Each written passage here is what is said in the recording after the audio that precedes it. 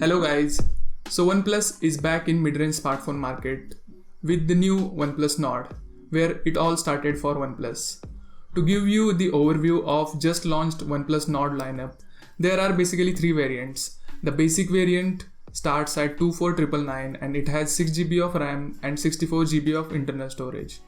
And also it is India exclusive.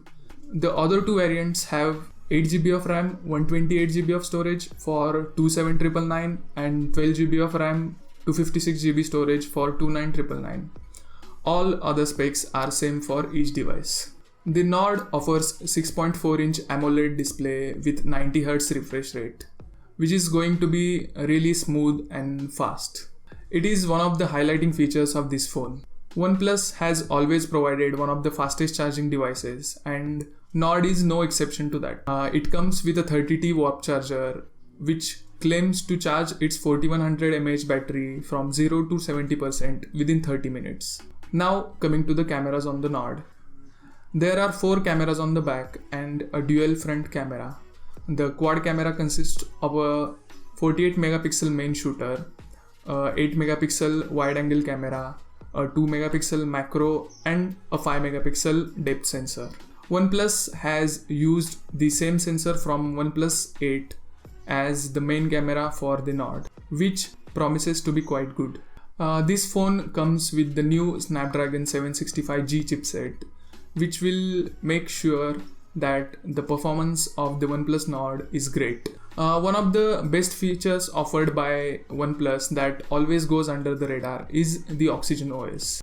It is as close as you can get to the stock Android. The Oxygen OS really helps to enhance the performance of the OnePlus Nord.